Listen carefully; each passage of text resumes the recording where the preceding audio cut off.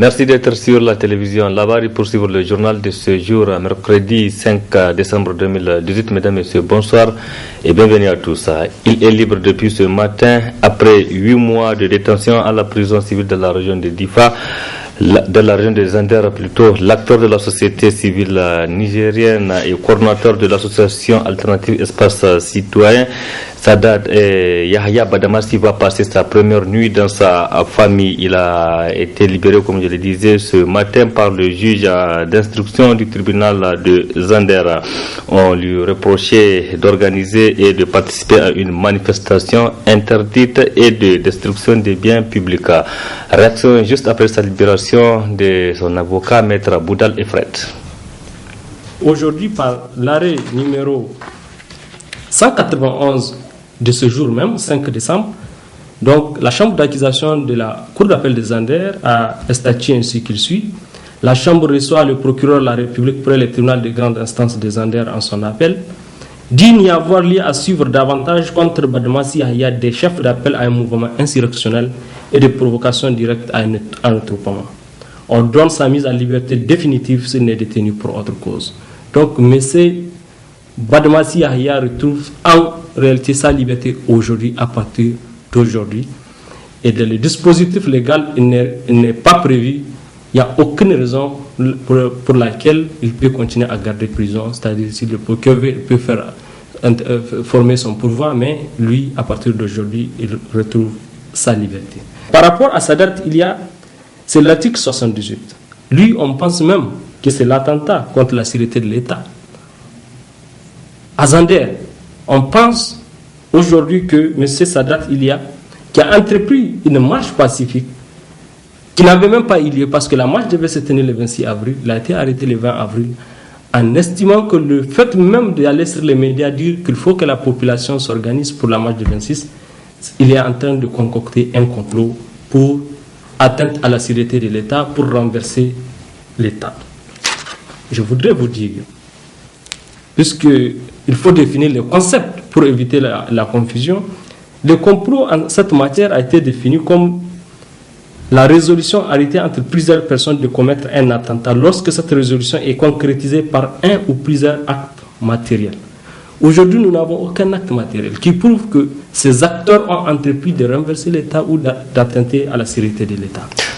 Maître Boudal Efred, avocat de Sadat Ilia et Yahya Badamassi, que vous retrouverez plus en détail à la fin de ce journal-là. La libération de Yahya Badamassi est vivement saluée par les acteurs de la société civile. Pour Amadou Dankouri, cette libération de Yahya Badamassi est une grande victoire pour tous les acteurs qui militent pour la défense des droits humains et de la démocratie au Niger. On l'écoute. Dieu merci. Et le délibéré est en notre faveur. La Cour d'appel a rejeté l'appel du procureur de la République et Yahya Badamassi est libre parce qu'il n'est poursuivi pour rien. Toutes les charges à son encontre sont tombées dans l'eau. Donc cela montre que Yahya Badamassi est actuellement libre et il va rentrer dans sa famille le plus vite possible. Ça c'est d'abord une grande victoire de tous les combattants, de tous les camarades qui nous ont accompagnés, de toute la population de Zander qui n'a ménagé aucun effort pour nous accompagner. Et c'est une grande victoire de la justice nigérienne parce que dans notre justice, il y a des magistrats sincères, intègres, qui sont jaloux de leur métier et qui disent les droits. Ça, c'est à remercier et ça, c'est à encourager. Et maintenant, nous lançons un appel à l'ensemble de la population des Zander à continuer de prier pour la libération de notre camarade Sadat Ilia Amalan qui croupit jusqu'à présent au niveau de la prison civile de Matamé, et nous souhaitons à ce que son procès soit programmé le plus vite possible. Il faut rappeler que Yahya Badamassi a été arrêté à la suite de la manifestation pacifique organisée par les organisations de la société civile nigérienne contre la loi des finances 2018. C'était le 25 avril dernier à Zander. Le comité de pilotage national du groupe d'action rapide de surveillance et internationale au Sahel, Garci Sahel, a tenu une réunion ce mercredi 5 décembre 2018 à l'hôtel Solix de Niamey. Une rencontre pour parler de la sécurité au Niger et dans le Sahel en général, et cela dans le souci de faire face aux défis sécuritaires. C'est le haut commandant de la gendarmerie nationale et l'ambassadeur de l'Union européenne qui ont co-présidé cette cérémonie, selon nous rapporte Abdrazak Kamidou Léo et Chebou Guisso. Cette réunion du comité de pilotage national du groupe d'action rapide de surveillance et d'intervention au Sahel, Garci Sahel, se tient en prélude au lancement de ses activités sous la coprésidence de l'ambassadrice de l'Union européenne et du haut commandant de la gendarmerie. Les autorités nigériennes mettent en place ensemble, avec l'appui de l'Union européenne, en vue d'assurer d'un côté d'améliorer les capacités des forces de sécurité intérieure, mais également de renforcer le lien entre la sécurité et le développement. Et je me réjouis d'autant plus en regardant l'agenda de ce comité de pilotage qui porte à la fois sur l'état des lieux des réalisations au regard du plan de travail, mais aussi met en discussion un nombre de questions importantes pour la suite et pour la soutenabilité de ce projet, tant que la question de l'effectif. Et pour ce qui est le plan de travail, j'accentuerai spécialement la question du calendrier et du contenu du mentoring, qui est un facteur de soutenabilité important, ainsi que l'évaluation de la capacité opérationnelle initiale. De plus, la discussion qui aura lieu sur les activités de police de proximité me semble d'autant plus pertinente dans le contexte actuel où, comme je le disais, nous ne travaillons pas uniquement ensemble pour renforcer les capacités des forces de sécurité, mais s'assurer en même temps qu'il n'y a pas de sécurité sans développement, ni de développement sans sécurité. Garci Sahel Niger est créé dans le cadre d'une coopération dynamique entre l'Union européenne et le Sahel pour être une force composante de la gendarmerie chargée de faire face au terrorisme, à la criminalité organisée, au trafic illicite et le renforcement du contrôle des frontières. Grâce aux efforts fournis par le gouvernement du Niger et la détermination du chef de la délégation de l'Union européenne, l'unité Garci Sahel Niger est bien constituée. Forte de plus d'une centaine d'hommes, elle amorce une montée en puissance lui permettant d'être opérationnelle bientôt. En effet, le Garci, unité constituée d'officiers, de sous-officiers et de gendarmes, dont un grand nombre a suivi des formations pointues dans plusieurs domaines en Espagne, dans le centre de la Guardia Civile à Logroño, dont la formation en technique opérationnelle, la formation en technique d'intervention professionnelle, la formation en police judiciaire, en renseignement, à la protection de l'environnement et à la sauvegarde du patrimoine culturel. L'Union européenne a rempli sa part de charge, car depuis la semaine passée, en dépit de quelques problèmes inhérents à la lourdeur administrative, mais vite circonscrits, nous continuons à réceptionner le matériel devant équiper cette unité. Les autorités du Niger fondent beaucoup d'espoir sur cette nouvelle unité polyvalente et au stade actuel, on peut dire sans risque de se tromper que l'unité Garci Sahel Niger est presque opérationnelle. Ce 5 décembre 2018 est célébré par le monde la journée internationale des volontaires. Ici au Niger, c'est dans le 5e arrondissement communal de Niamey que les anciens volontaires du service civique national de participation volontaire de la promotion 1993-1995 ont choisi pour mettre à profit cette journée pour lancer officiellement les activités de leur association. Faisons le point avec Adam Soumana et Abouakar Soleil. Cette cérémonie, rehaussée par la présence de quelques membres de la délégation spéciale au titre de l'arrondissement communal Niamey 5, se veut celle du lancement des activités des anciens volontaires de la 3e promotion du service national de participation. Un lancement qui intervient dans le cadre de la journée internationale des volontaires. Nous sommes volontaires, donc c'est notre journée aujourd'hui, c'est pour cela qu'on a décidé de commémorer notre première édition. C'est la première édition aujourd'hui de l'association de la 3e promotion, Service national de participation, centre de Indunga. Donc après notre séparation, après la formation, 25 ans après, nous nous sommes réunis parce que nous avons été recrutés dans toutes les communes du Niger.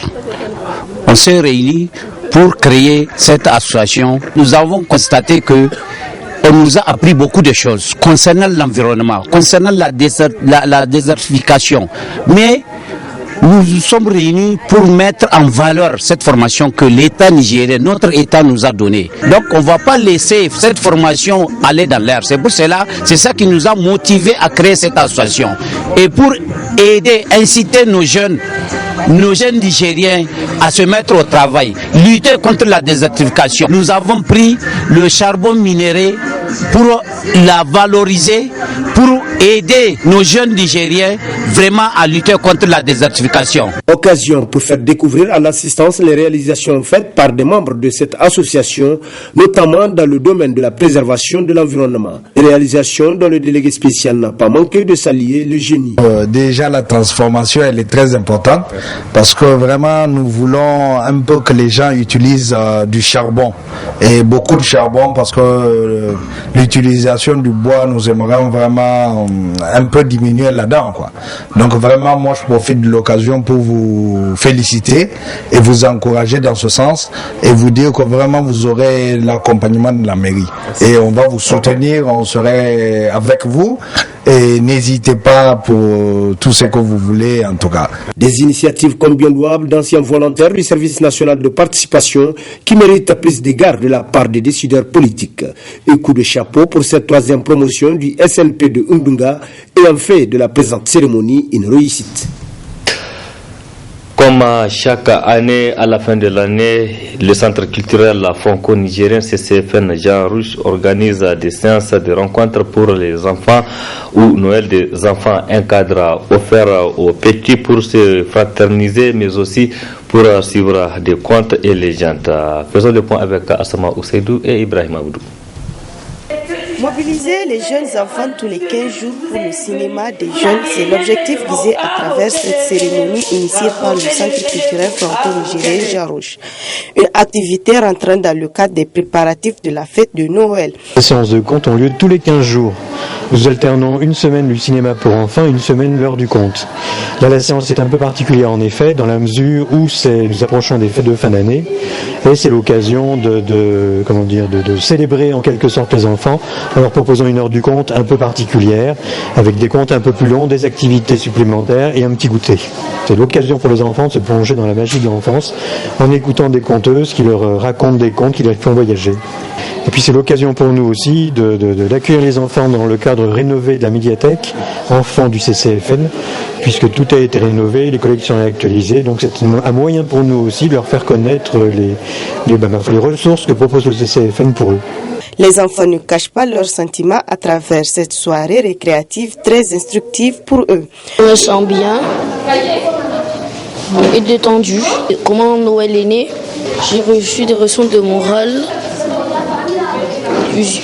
Par exemple, il faut écouter ce qu'on nous dit, ne pas faire ce qu'on a envie de faire. Le conte a été instructif.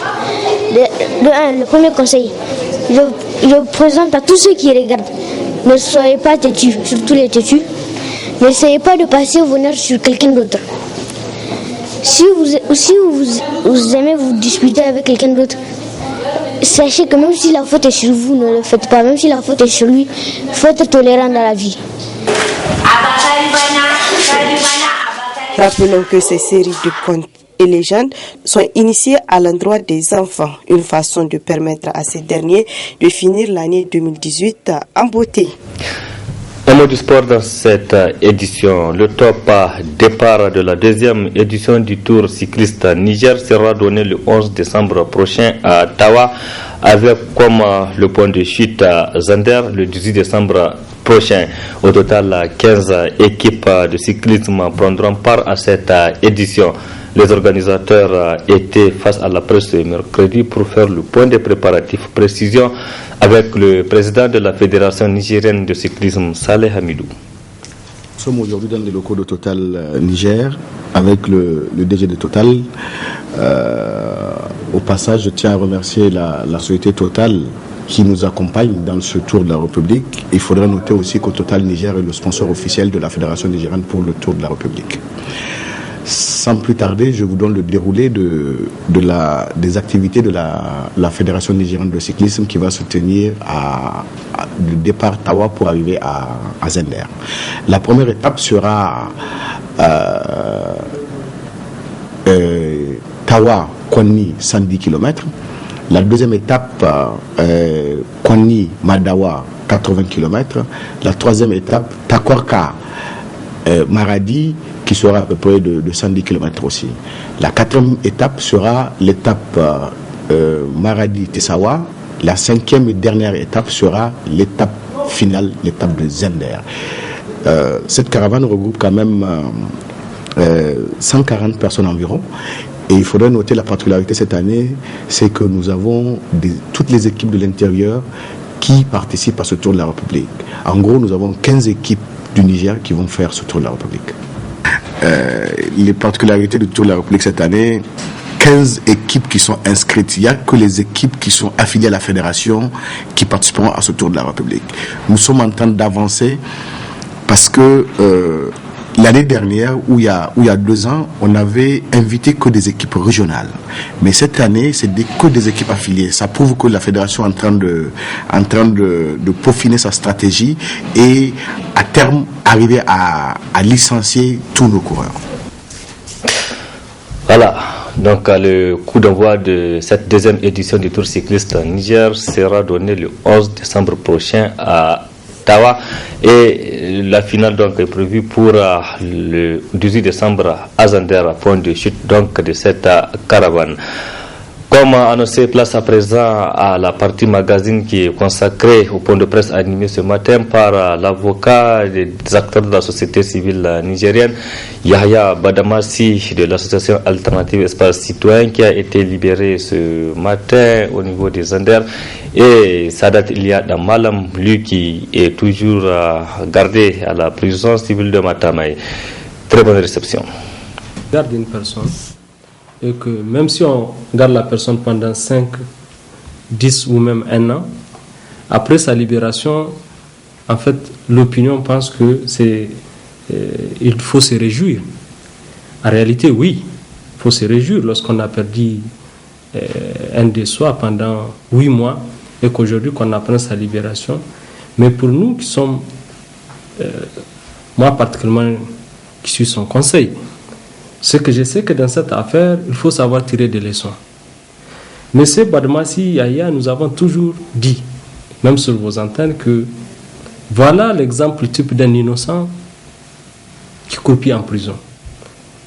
Un dossier vide, absolument vide, et heureusement pour son cas d'ailleurs, que même le juge d'instruction n'a rien retenu comme charge à son égard. Le juge d'instruction du tribunal de grande instance de Zender a ordonné le non-lié. Il a dit une ordonnance de non-lié. Mais le procureur de la République, le parquet des Anders, avec un élan que nous ne comprenons pas toujours, a cru devoir interjeter appel de cette ordonnance, ce qui est son droit. Mais nous estimons que lorsqu'on est la mission fondamentale du parquet, c'est aussi de défendre la société. Et lorsqu'on a un dossier où, de toute évidence, on a un innocent, on sait que c'est un innocent, surtout eu égard aux inculpations, c'est-à-dire au chef d'inculpation, je pense qu'on n'a pas l'obligation des résultats par rapport à sa détention. Vous savez, il a interjeté appel, nous sommes partis devant la chambre d'accusation. Au même moment, il se trouvait que pour les sieurs, Sadat Ilia aussi, le juge pour lui, le juge n'a pas fait suite, n'a pas donné une bonne suite à notre requête, c'est-à-dire devait garder prison, et nous avons interjeté appel. Nous avons aussi exercé notre droit. Sauf que nous allons vous donner des éléments pourquoi nous avons interjeté cet appel. Nous nous sommes retrouvés devant la chambre d'accusation à la suite de l'appel de M. Badmassi, de l'appel de M. Sadat Ilia et de l'appel du procureur par rapport au dossier de Badmassi Yahya. Cela veut dire que le dossier s'est retrouvé devant la chambre d'accusation de la cour d'appel de Zander. Je dois vous préciser d'abord, et je pense qu'il est même une obligation aujourd'hui professionnelle pour moi de le dire, sous peine de ne pas se rendre coupable, de ne pas comprendre que cette procédure n'a rien d'ordinaire. Pendant tout ce temps, nous avons observé un silence parce que vous savez, quand un dossier est à l'instruction, il y a une obligation pour nous de ne pas révéler certaines choses. Et l'objet de cet entretien aussi, je pense que je vais me réserver de dire certaines choses, mais je vous dirai tout simplement ce qui relève de votre droit. Vous devrez savoir ces personnes sont accusées de quoi, puisque désormais il faut utiliser l'expression accusée. Je voudrais que vous le compreniez et que l'opinion le sache, et je pense que c'est le moment propice de le dire à la veille de la date anniversaire de la Déclaration universelle des droits de l'homme et de la proclamation de la République du Niger.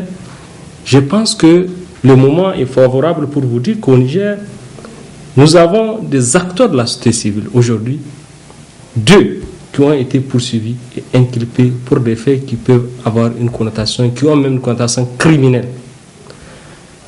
Tous, d'abord conformément à l'article 91 et 78 du Code pénal. 91, je vous l'ai cité, s'agissant de M. Badmassi, seront punis de peine de mort ceux qui auront dirigé ou organisé un mouvement insurrectionnel ou qui lui auront sciemment et volontairement fourni ou procuré des armes, munitions et instruments de crime ou envoyé des subsistances qui auront de toute manière pratiqué des intelligences avec le directeur ou commandant de ce mouvement. Voilà un acteur de la société civile qui a entrepris, qui a projeté une marche pacifique qui devait se tenir, qui ne s'est même pas tenue d'abord, et qu'on pense que le simple fait qu'il déclare cette manifestation, c'est que c'est criminel et que c'est un mouvement insurrectionnel, sans pour autant aujourd'hui qu'on soit en mesure de dire quels sont les auteurs, quels sont les autres acteurs, quelles sont les personnes à qui il a procuré des armes et quelles sont les personnes qu'il ciblait. Quel est le pouvoir qu'il ciblait, quelles sont les armes, quels sont les moyens du crime. Parce qu'on ne commet pas les crimes par la bouche. En tout cas, jusque-là, nos textes sont défaillants par rapport à ça. On ne commet pas un crime par la bouche. Donc, ça, c'est par rapport à M. Sadat Badmassi. À M. Badmassi Yahya. Par rapport à Sadat Ilia, c'est l'article 78. Lui, on pense même que c'est l'attentat contre la sécurité de l'État. À Zander, on pense aujourd'hui que M. Sadat Ilia, qui a entrepris une marche pacifique, qui n'avait même pas eu lieu parce que la marche devait se tenir le 26 avril, il a été arrêté le 20 avril, en estimant que le fait même d'aller sur les médias dire qu'il faut que la population s'organise pour la marche du 26, il est en train de concocter un complot pour atteinte à la sécurité de l'État, pour renverser l'État. Je voudrais vous dire, puisqu'il faut définir le concept pour éviter la confusion, le complot en cette matière a été défini comme la résolution arrêtée entre plusieurs personnes de commettre un attentat lorsque cette résolution est concrétisée par un ou plusieurs actes matériels. Aujourd'hui, nous n'avons aucun acte matériel qui prouve que ces acteurs ont entrepris de renverser l'État ou d'attenter à la sécurité de l'État. Rien qu'exercer un pouvoir, exercer un droit constitutionnel, celui d'aller et venir, celui de manifester, on pense aujourd'hui que M. Sadat sera coupable de crimes de complot contre l'État. Donc voilà les raisons pour lesquelles aujourd'hui ils ont passé 8 mois de détention. Et pour M. Badmassi, aujourd'hui par l'arrêt numéro 191 de ce jour même, 5 décembre, donc la chambre d'accusation de la cour d'appel de Zander a statué ainsi qu'il suit. La chambre reçoit le procureur de la République près le tribunal de grande instance de Zander en son appel, dit n'y avoir lieu à suivre davantage contre Badmassi Yahya des chefs d'appel à un mouvement insurrectionnel et de provocation directe à un regroupement. On donne sa mise en liberté définitive s'il n'est détenu pour autre cause. Donc, M. Badmassi Yahya retrouve en réalité sa liberté aujourd'hui, à partir d'aujourd'hui. Et dans le dispositif légal, il n'est pas prévu, il n'y a aucune raison pour laquelle il peut continuer à garder prison. C'est-à-dire, si le procureur peut faire former son pourvoi, mais lui, à partir d'aujourd'hui, il retrouve sa liberté. Cette question m'amène à vous entretenir sur le fait qu'aujourd'hui, vous savez, ce dossier, ne le prenez pas isolément. Vous vous rappelez, cette année, nous avons connu aussi d'autres dossiers où des acteurs ont été détenus, gardés en prison pendant 4 mois. Et c'est après l'instruction, c'est au 4e mois devant le juge de siège qu'on se rend compte et qu'on leur reconnaisse leur innocence. Je pense que de tels dossiers, de telles situations méritent que des citoyens s'interrogent. Et le moment est bien adapté puisque nous sommes, bientôt nous serons à la date anniversaire de la Déclaration universelle des droits de l'homme, pour situer la place de la justice dans la protection des libertés. Je pense que pour tous ceux que nous suivons aujourd'hui, ils doivent s'interroger sur la place de la justice et du juge notamment dans la protection des libertés. Vous imaginez aujourd'hui quel sera le ressentiment de la femme de M. Badmassi Yahya, de ses enfants, de sa famille, qui après 8 mois de larmes, c'est aujourd'hui qu'un homme décide qu'ils doivent sortir. C'est aujourd'hui qu'on décide qu'eux doivent sortir. Cela n'a rien de particulier lorsque c'est fait conformément à la loi. Lorsqu'on vous garde parce que vous êtes coupable. Mais lorsqu'on vous garde pendant 4 mois, pendant 6 mois, pendant 8 mois, c'est en ce moment qu'on décide, aujourd'hui nous décidons que vous pouvez retrouver votre liberté. Cela ne doit pas continuer dans notre pays. Je pense que notre rôle à tous, c'est de faire en sorte que la justice serve de liberté. Et la justice ne peut servir de liberté lorsque les citoyens continuent de fermer les essais de détention de cette nature et qu'aujourd'hui, on peut penser qu'exercer son droit constitutionnel, pour avoir exercé son droit constitutionnel, on peut se retrouver en prison. Je pense que nous sommes gardés de tenir ce langage pendant un certain moment pour des questions pratiques, pour qu'on n'estime pas que même le Conseil prête peut-être à d'autres intentions. Mais aujourd'hui, nous estimons que nous sommes à bon droit d'informer l'opinion pour savoir qu'à ce jour, il y a un acteur de la société civile qui s'appelle Sadat Ilia Azander, qui pour avoir seulement exercé son droit constitutionnel risque l'emprisonnement à vie. Non pas parce qu'il avait commis un acte criminel, mais parce qu'on pense qu'il n'y a pas opportunité peut-être de les libérer. Il n'y a pas opportunité peut-être de les libérer ou encore il faut qu'il passe par des compromis. Je suis son conseil et le message que j'ai à l'égard de tous, c'est de croire à la justice. Parce qu'il y a toujours des magistrats crédibles. Les Samans regorgent des magistrats crédibles qui peuvent se sentir interpellés et qui peuvent comprendre que le rôle de la justice, c'est aussi de redorer l'image de cette propre décision, c'est de faire en sorte que même la personne qui se trouve en prison et gardée, que la personne se sente satisfaite, que la personne sache que c'est conformément aux lois de la République qu'elle est gardée. Et cela m'amène aussi à rappeler au parquet que la mission générale du parquet, c'est aussi de veiller à l'application de la loi au nom du respect des intérêts fondamentaux de la société. Le débat, c'est de retrouver et de situer ces intérêts de la société. Vous avez vu récemment en France, où des hommes, sans même des appels, sans même déclarer des manifestations, se sont retrouvés dans la rue.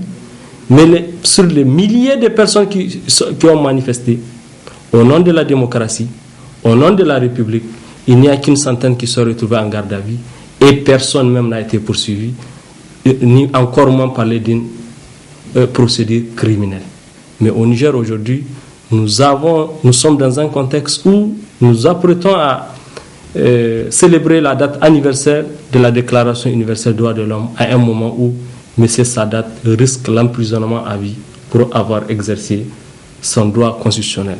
Je lance un appel à la Commission d'abord nationale des droits humains que je vais saisir dès aujourd'hui, à l'Association des jeunes avocats du Niger, au barreau du Niger, gardien des libertés, et à toutes les âmes sensibles, à tous ceux qui pensent qu'ils ont un devoir soit légal ou humanitaire de défendre les libertés.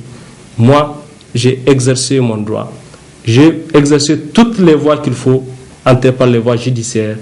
Et je pense que la seule voie qui me reste, elle n'est pas prévue par les textes. La seule voie qui me reste, c'est peut-être d'exercer une voie de recours devant des personnes qui tirent les ficelles. Je ne le ferai pas puisque ce n'est pas prévu par notre code de procédure pénale. Mais je partage avec l'opinion cette information que M. Sadat Ilia risque l'emprisonnement à vie pour avoir exercé son droit constitutionnel. Je vais saisir les juridictions internationales.